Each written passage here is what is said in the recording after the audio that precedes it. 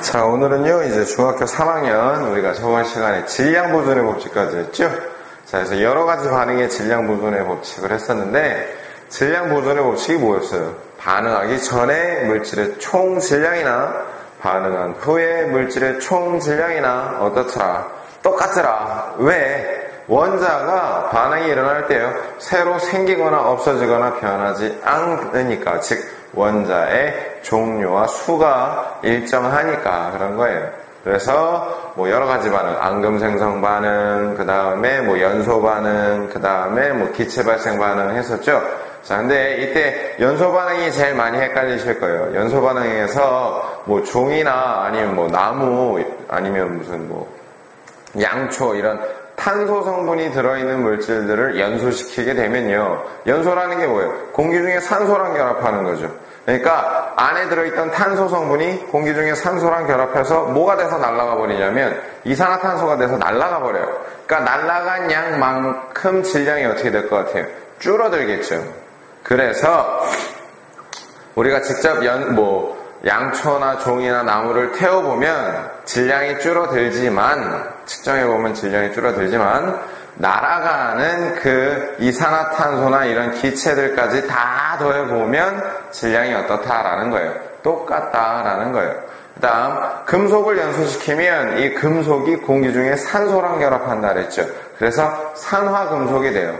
그래서 우리가 질량을 측정해보면 금속 10g을 놓고서 가열을 하다 보면 질량이 점점 증가해요. 왜? 공기 중에 누구랑 결합하니까요? 산소랑 결합하니까 결합한 산소의 양만큼 증가하죠. 하지만 결합한 산소의 양과 금속의 질량 더한 거랑 그 다음에 만들어지는 산화금속의 질량이랑 비교해보면 어떻더라? 똑같더라 라는 거예요. 자, 그러면 오늘은 일정성분배 법칙입니다.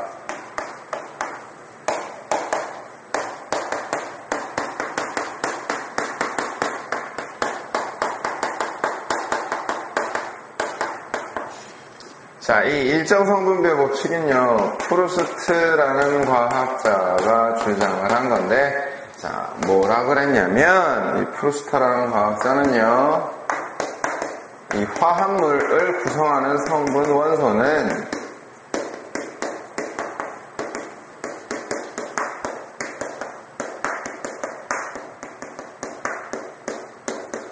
항상 일정한 질량 비율로 반응한다라는 거예요. 아이고, 일정한 비율.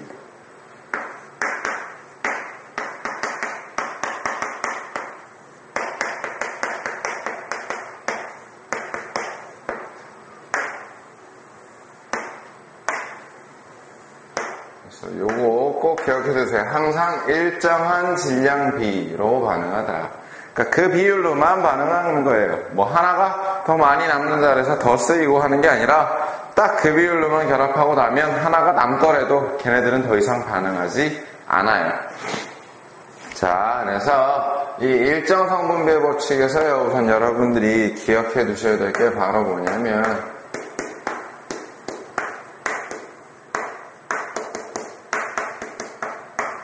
주요 질량비예요. 자, 사실 이 주요 질량비는요, 안 외우셔도 그렇게 뭐 큰 문제가 되지는 않지만 가끔 학교에서 이제 시험 문제가 나오면 외워서 풀게끔 하는 문제들이 있기 때문에 꼭 외워두셔야 돼요. 말이 좀 이상하죠? 안 외워도 되지만 꼭 외워두셔야 돼요. 네, 꼭 외워두세요. 자, 그래서 첫 번째,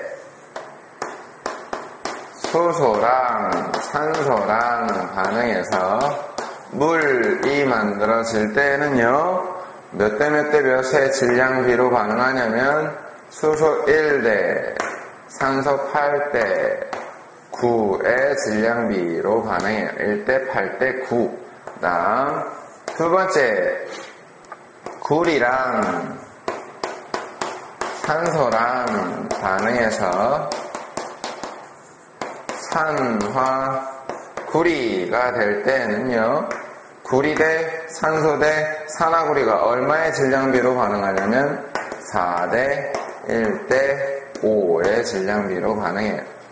다음 세 번째 마그네슘하고요. 산소하고 반응해서 산화 마그네슘이 될 때에는요. 얼마 대 얼마의 질량비로 반응하냐면 3대 2대 5의 질량비로 반응해요.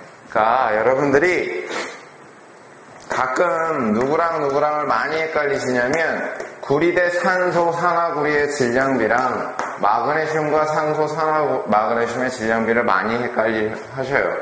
그러니까 잘 외워두셔야 됩니다. 네 번째는 뭐가 있냐면요. 철하고 황하고 반응해서 황화철이 될 때에는요.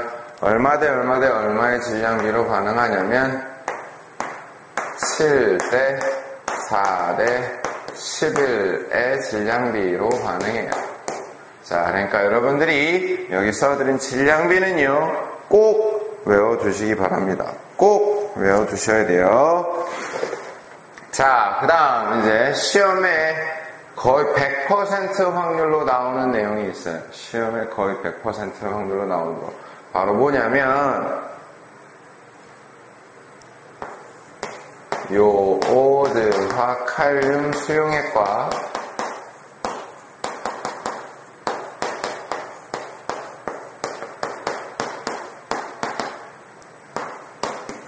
질산납 수용액의 반응에서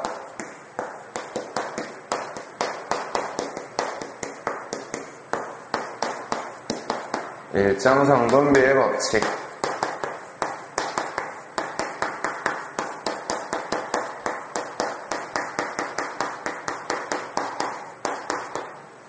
자, 요건요, 여러분들 꼭 외워두셔야 됩니다. 꼭 외워두셔야 돼요.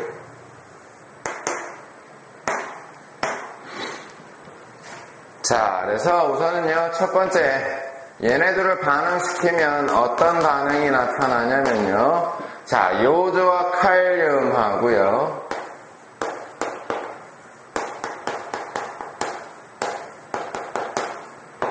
그 다음에 질산납 수용액을 반응시키면 자, 이때 여러분들이 두 녀석이 눈에 들어오셔야 돼요. 누구냐면 요오드화랑 납. 그래서 얘네 두 개가 반응해서 요오드화 납이라는 앙금이 생기고, 다음에 나머지들끼리 반응하겠죠. 질산 칼륨이 만들어져요. 자, 그래서 이때 이 요오드화 납은요, 노란색 앙금이죠. 그래서 자, 이제 실험을 해봅니다. 어떤 식으로 실험을 하냐면 요오드와 칼륨 수용액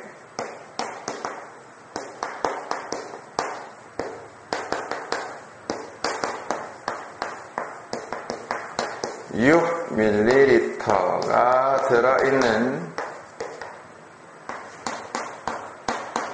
여러 시험관에 자, 요거 중요합니다. 뭐냐면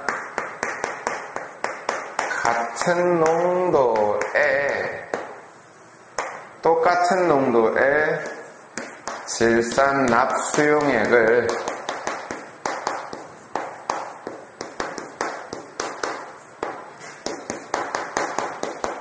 부피를 달리해서 넣어보면서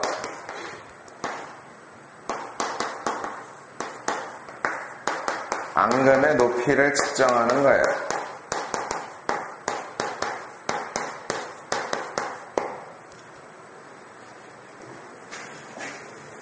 자, 그러면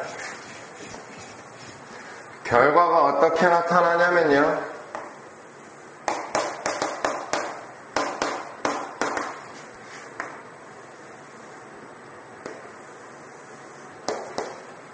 질산납을 조금씩 그 양을 증가시키면서 만들어지는 앙금의 높이를 보면요. 처음에는 앙금의 높이가 점점 증가하다가 일정해져요.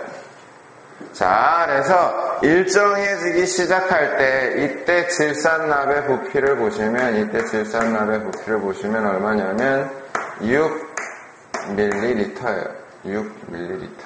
자, 그 다음 요 이후로는 이제 더 이상 어떻게 돼요? 앙금이 증가하지 않죠. 그죠? 6ml 이상 넣어줬을 때는 더 이상 앙금이 증가하지 않아요. 왜? 더 이상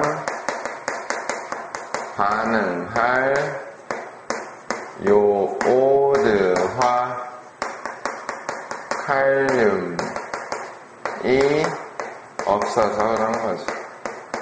즉, 다 반응했다라는 거예요. 요오드와 칼륨이 다 반응해서 이제 더 이상 앙금이 안 만들어지는 거예요. 그러니까 우리가 이 실험에서 어떤 결론을 내릴 수가 있느냐?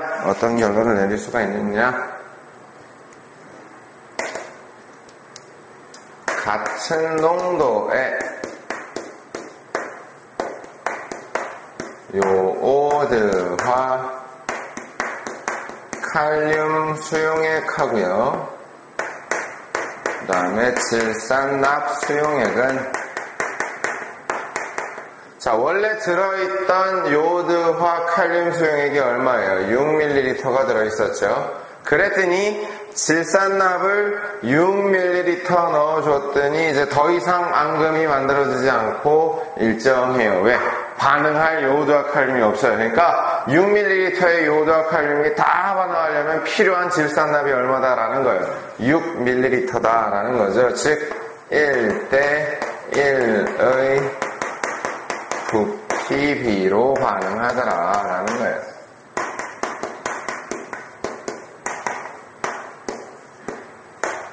이때 여러분들이 그냥 지나치시면 안 되는 게 바로 뭐냐 이거예요. 같은 농도가 같을 때에는요 1대1의 부피비로 반응해요.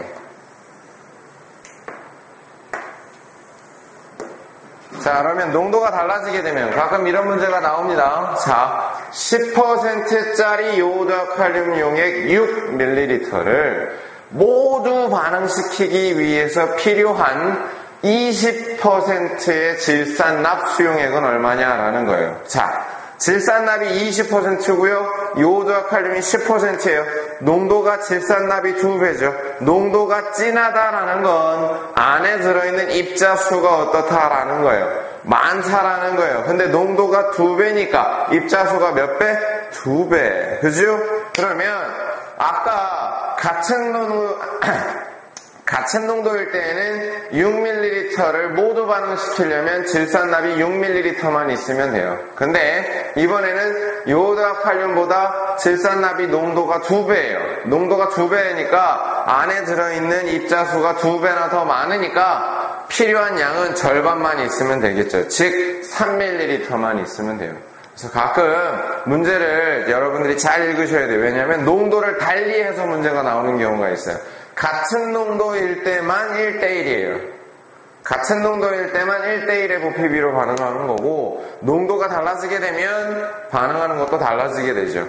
자, 그래서 그러면 만약에요 10%짜리 요오드와 칼륨 수용액 6ml를 30%짜리 질산납 수용액 얼마를 넣어주면 완전히 반응하겠느냐예요. 30%예요. 이번에는 농도가 3배죠. 그러니까 들어있는 입자수가 3배나 많아요. 즉 필요한 부피는 3분의 1만 있어도 되는 거죠. 더 진하니까. 그죠?